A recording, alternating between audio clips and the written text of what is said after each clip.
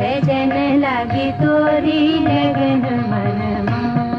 इनकलाबी के साथ मैं हूं शाहिद नजीर चौधरी। दोस्तों, आज के व्लॉग में मैं आपको पाकिस्तान की उस फिल्मी रकासा की कहानी सुनाने लगा हूं जिसके बारे में हमेशा ये बात मशहूर रही है कि वो इंतहाई गैरत वाली थी और बड़ी बाकिरदार रकासा के तौर पर उन्होंने खुद को मनवाया। बल्कि वो पाकिस्तान की पहली रकासा थी जब उनकी उम्र अभी 15-16 साल के करीब होगी, लेकिन उन्हें पाकिस्तान की फिल्म इंडस्ट्री में सबसे बड़ा जो सरकारी अवार्ड मिला वो सितारा-ए-इम्तियाज था। वो पहली रकासा थी जिन्हें सितारा-ए-इम्तियाज से नवाजा गया था। सरकारी सतह पर यह अवार्ड ऐसी शख्सियत को दिया जाता है जिन्होंने बहुत ज्यादा खिदमात हुकूमती सतह पर अंजाम दी हों या फिर उन्होंने डिप्लोमेसी के काम किए हों जिससे मुल्क का तशख्खुस और मुल्क का नाम जो है वो रोशन होता है। इस हवाले से आप समझ सकते हैं कि उस रकासा ने पाकिस्तान की कितनी ज्यादा खिदमत की होगी कि उसे पाकिस्तान की तारीख का पहला सितारा-ए-इम्तियाज दिया गया था पाकिस्तान की फिल्म इंडस्ट्री के हवाले से। हालांकि उस दौर में सबिहा खानम भी थी, मुसर्रत नजीर भी थी और सबसे बड़ी बात यह कि मलका तरन्नुम नूरजहां भी थी, बहार बेगम भी थी और भी बहुत सारी अदाकाराएं थी। लेकिन 58 में सबसे पहले जिस अदाकारा या रकासा को सितारा-ए-इम्तियाज दिया गया था वो जरी पन्ना थी। जरी पन्ना पाकिस्तान की तारीख की वो क्लासिकल डांसर हैं जिन्होंने बहुत सारी फिल्मों में काम किया, लेकिन उनकी शोहरत की असल वजह जो बुनियादी तौर पर बनी थी, उन्होंने पाकिस्तानी हुक्मरानों के सामने रक्स किया था क्लासिकल। और ना सिर्फ पाकिस्तानी हुक्मरानों जिनमें सिकंदर मिर्जा, फिरोज खान नून, अयूब खान, भट्टो समेत और बहुत सारे हुक्मरान भी शामिल थे, उनके सामने उनके महलात में रक्स किया था। बल्कि जरी पन्ना ने अफगानिस्तान के बादशाह जाहिर शाह, चीन के मौजेतुंग, इंडोनेशिया के सदर सुकार्नो और अमेरिकी सदर आइजनहावर के सामने भी रक्स किया था। और यह मामूली सा काम नहीं था। उस दौर में सिर्फ उसे ही रक्स करने की इजाजत मिलती थी जो इंतहाई अपने काम में माहिर होता या फिर वो काबिल इत्माद होता था। इस हवाले से देखा जाए तो जरी पन्ना जिन्होंने सिर्फ 15-16 साल की उम्र में ये एजाजात हासिल किए थे और 58 और 59 के करीब ये 2 साल उनकी खिदमात के ऐसे थे कि जिसमें पाकिस्तान का नाम जो है वो बहुत ज्यादा रोशन हुआ था। खास तौर पर पन्ना को जब मौजेतुंग के महल में जाकर चीन में रक्स करना पड़ा तो इससे पाकिस्तान और चीन के दरमियान कहा जाता है कि कुर्बत और ताल्लुकात में बहुत ज्यादा इजाफा हो गया था। और उस दौर से लेकर अब तक पन्ना अल्हम्दुलिल्लाह अभी तक हयात हैं। उनको आज भी ये एजाज हासिल है। किसी भी पाकिस्तानी अदाकार की हैसियत से अगर देखा जाए तो चीन में सिर्फ 2 पाकिस्तानी अदाकाराएं ऐसी हैं या फनकाराएं ऐसी हैं जिन्हें बहुत ज्यादा इज्जत और एहतराम से देखा गया है और उनके मुजस्मे भी बनाए गए हैं और उन्हें एहतराम दिया जाता है। इनमें से सबसे पहले तो जरी पन्ना है और दूसरी बाबरा शरीफ। जरी पन्ना ने खास तौर पर रक्स के हवाले से जो शोहरत मौजेतुंग के महल में रक्स करके हासिल की थी उसके चर्चे पूरी दुनिया में हुए थे। उसके बाद सुकार्नो जब पाकिस्तान में आए तो उनके सामने भी उन्होंने रक्स किया, अमेरिकी सदर के सामने उन्होंने रक्स किया। तो इसके चर्चे अमेरिकी अखबारात ने भी किए कि पाकिस्तान के अंदर एक ऐसी क्लासिकल और इतनी खूबसूरत एक्ट्रेस है, ऐसी फनकारा है कि जो अपने रक्स में यद्दतूला रखती है, जो अपने रक्स में कमाल को पहुंची हुई है। ये शोहरत का वो मुकाम था, ये शोहरत की वो मंजिल थी जिसने पन्ना को बहुत ज्यादा शोहरत अता कर दी थी और उसका मुकाम बनाया था। उसकी सबसे खूबी ये थी उस दौर में जबकि अभी वो लड़कपन से गुजरकर जवानी में दाखिल हो रही थी, बहुत सारे दिल फेंक लोग भी उनकी तरफ मुतवज्जो हुआ करते थे। लेकिन जरी पन्ना के किरदार में गर्मजोशी और गैरत इतनी ज्यादा थी कि वो किसी को अपने करीब नहीं आने दिया करती थी और अपने काम के अलावा उन्हें किसी बात से गर्ज नहीं होती थी। आपको ये बात बताते चले कि जरी पन्ना एक नवाब की बेटी है। उनका किसी गायक घराने से या किसी बदारे हुस्न से कोई ताल्लुक नहीं था। कहा जाता है कि पन्ना की जो तारीख पैदाइश है वो 47 है, जबकि हकीकत ऐसी बात नहीं है। मेरे मेंटोर अली सुफियान अफाकी बताया करते थे, बल्कि एस सुलेमान जो पन्ना के शोहर थे वो भी जब हमारे ऑफिस में फैमिली मैगजीन में तशरीफ लाया करते थे तो वो उनसे भी कभी ये बात होती थी तो वो बताते थे कि पन्ना की तारीख पैदाइश जो है ना गलत बयान की जाती है, क्योंकि 58 में तो उन्हें सितारा-ए-इम्तियाज मिला था। अगर 47 उनकी पैदाइश समझ ली जाए तो इस हवाले से तो उनकी उम्र 11 साल बनती है। जबकि अफाकी साहब की तहकीक के मुताबिक और एस सुलेमान साहब के मुताबिक 47 में पन्ना जो अपने वालिद से बिछड़ गई थी और अपनी फैमिली के साथ वो कराची आ गई थी तो उस वक्त उनकी उम्र 3-4 साल तो कहते हैं कि होगी।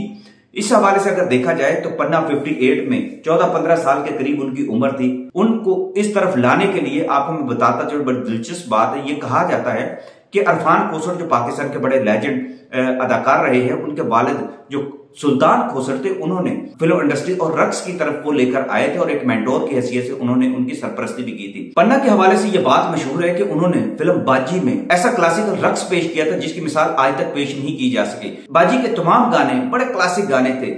अहमद राही साहब ने इसके गाने लिखे थे। अहमद राही साहब से जब मेरी बात हुआ करती थी तो वो बताया करते थे कि उन्हें जो मजा बाजी के गाने लिखकर आया, उनके जिन गानों को ज्यादा शोहरत मिली वो बाजी फिल्म के गाने ज्यादा थे उनमें, और उसके बाद हीर राजा के गानों को ज्यादा शोहरत मिली थी। बाजी के ही एक गाने में पन्ना ने एमी मेनीवाला के साथ मिलकर एक ऐसा क्लासिकल डांस पेश किया था कि उससे पाकिस्तान की फिल्म का एक नया रुझान और एक नया ट्रेंड चल पड़ा था। फिल्मों के अंदर क्लासिकल रक्स की डिमांड ज्यादा बढ़ गई थी। लेकिन ये तो बदकिस्मती है कि कुछ ही अरसे के बाद दोबारा से फिर मुजरा डांस और तवाइफों के डांस जो है फिल्मों के अंदर ज्यादा फिल्माए जाने लगे। लेकिन उस क्लासिकल रक्स की आज तक चर्चे होते हैं और इस क्लासिकल रक्स को देखने के लिए उस वक्त सेट पर मैडम नूरजहां को भी बुलाया गया था, सबिया खानम को भी एक गेस्ट के तौर पर उस फिल्म में शामिल किया गया था। यह बड़ा खूबसूरत मनाजर के साथ फिल्माया हुआ गाना था जो आज भी एक तारीखी हैसियत रखता है। आपको बताते चलें कि बाद में सुलेमान साहब के साथ पन्ना की शादी हो गई, लेकिन बाद में उनमें अलहदगी भी हुई, उनके 5 बच्चे पैदा हुए।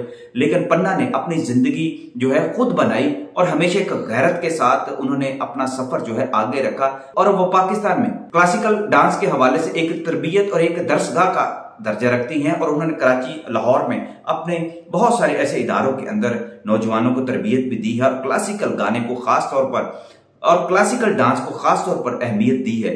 इसके अलावा पन्ना ने किसी और रक्स में ज्यादा दिलचस्पी नहीं ली। पन्ना के हवाले से ये बात मशहूर है कि उन्हें क्लासिकल डांस की हर किस्म पर दस्तरस हासिल थी और उनके जो शागिर्द हैं वो भी इसमें बहुत ज्यादा ताक है। मुझे अच्छी तरह याद है महाराज कथक जब किसी फिल्मी रकासा की तारीफ किया करते थे तो वो खास तौर पर पन्ना की तारीफ करते थे। वो कहते थे जो क्लासिकल रक्स पन्ना कर सकती है वो कोई और नहीं कर सकता। मुझे अच्छी तरह ये बात याद है कि एस सुलेमान जो पन्ना के शोहर थे, वो जब मेरे मेंटोर अली सुफियान फाकी साहब से अपनी जिंदगी की आखिरी फिल्म जो तकरीबन 97 में लिखी गई थी और 98 में रिलीज हुई थी, वेरी गुड दुनिया वेरी बैड लोग, वो लिखवाने के लिए हमारे दफ्तर में आया करते थे फैमिली मैगजीन वाई वक्त में। तो उनसे मुलाकात भी होती थी, उनसे गपशप भी हो जाती थी और एक सीनियर होने के नाते और इंतहाई शफीक इंसान थे, वो कोई ना कोई ऐसी बात सुनाया करते। तो अक्सर जब पन्ना की बातें वो सुनाया करते थे तो बड़े जज्बाती भी हो जाया करते थे। वो बताया करते थे खास तौर पर कि पाकिस्तान की फिल्म इंडस्ट्री में बहुत सारी ऐसी रकासाएं मौजूद हैं जो अपने रक्स की बजाय अपने जिस्म को ज्यादा आगे लेकर जाती हैं और उसकी नुमाइश ज्यादा करती हैं और उनकी कमाई का जरिया सिर्फ उनका फन ही नहीं होता कि वो अपना रक्स पेश करके या फिर वो एक आइटम सॉन्ग करने वाली के तौर पर खुद को मशहूर करने पर ज्यादा तवज्जो दिया करती हैं। लेकिन पन्ना जैसी एक बाकिरदार और ऐसी और बहुत सारी लड़कियां भी ऐसी हैं जिन्होंने फिल्मों में काम करने की बहुत ज्यादा कोशिश की है, लेकिन वो कामयाब इसलिए नहीं हो सकी कि पाकिस्तान की फिल्म इंडस्ट्री में रवाज ही रक्स का बदल गया था, इंतहाई बलकर ड्रग्स होना शुरू हो गया था, जिसके बाद पन्ना जैसी जो एक खूबसूरत और पाकीज़ा औरत ने फिर फिल्मों से नाता तोड़ दिया, इसलिए कि फिल्मों में उनके रक्स की गुंजाइश कम होती चली गई थी। क्योंकि पाकिस्तान में आप अच्छी तरह जानते हैं कि पाकिस्तान में बहुत सारी ऐसी रकासाएं मशहूर हैं जो आइटम सॉन्ग करने के लिए ज्यादा मशहूर हुई और उनका ताल्लुक ज्यादातर बाजार हुस्न से रहा है। वो सिर्फ रक्स के अलावा भी बहुत सारी जरूरतें जो थी अपनी जिस्मानी नुमाइश के लिए या अपने जिस्म फरोशी के जरिए से भी वो पूरी करती रही हैं और दौलत को सबसे पहले तरजीह देती रही हैं। इस हवाले से मैं आपको बता दूं, एस सुलेमान कहा करते थे कि पन्ना में मैं ये बात देखी है कि उसमें जितनी गैरत है वो अपनी गैरत पर कोई समझौता नहीं करती, क्योंकि उसकी रगों में एक नवाब का खून है। उनके वालिद नवाब थे और पटियाला में उनकी बहुत बड़ी हैसियत थी, लेकिन बचपन में वो अपने वालिदैन से बचपन में वो अपने वालिद से बिछड़ गई थी। बाद में वो अपने वालिद से मिलने भी गई, लेकिन बदकिस्मती से वो अपने वालिद के पास इसलिए ना रह सकी कि उनके वालिद ने एक और शादी कर ली थी और जिससे उनके और बहन भाई पैदा हो गए थे। तो उनको शायद ये खदशा लगा कि पन्ना शायद पाकिस्तान छोड़कर उनके पास वालिद की दौलत हथियाने के लिए आई हैं, लेकिन पन्ना की गैरत ने यह बात भी गवारा न की और वो वापस पाकिस्तान आ गई थी। रोती हुई अपने वालिद के सीने से सिर्फ एक बार लगने के लिए वो गई थी और फिर वो हमेशा पाकिस्तान में रही। पन्ना के दिल में बहुत सारी ऐसी कहानियां मौजूद हैं जो उन्होंने पाकिस्तानी हुक्मरानों के बहुत सारी महाफिल में रक्स करते हुए देखी हैं, लेकिन वो अपनी जुबान और अपने राज कभी किसी के सामने नहीं खोलती। लेकिन जितने भी पुराने लोग हैं वो पन्ना की हमेशा इस बात की कदर करते हैं और तारीफ करते हैं कि पन्ना ने जब तक पाकिस्तानी फिल्मों के अंदर क्लासिकल रक्स के जरिए अपना हुनर पेश किया, उन्होंने पाकिस्तानी फिल्मों को बदलने की भी बहुत कोशिश की, लेकिन वो पाकिस्तान की फिल्मों को बदल तो ना सकी, लेकिन उन्होंने पाकिस्तान के अंदर क्लासिकल रक्स में ऐसी मिसाल कायम कर दी कि आज भी वो चीन जाती हैं या दूसरे मुल्कों में जाती हैं तो क्लासिकल रक्स में पाकिस्तान की नुमाइंदगी करती हैं। और ये फख्र की बात इसलिए है कि बहुत कम ऐसी अदाकाराएं या ऐसी फनकाराएं या ऐसी रकासाएं मौजूद हैं जो बैरून मुल्क जाकर सिर्फ क्लासिकल रक्स में पाकिस्तान का नाम ऊंचा करती हैं, बल्कि पन्ना ने तो बहुत सारे इंडियंस को भी अपने रक्स में बहुत पीछे छोड़ दिया था।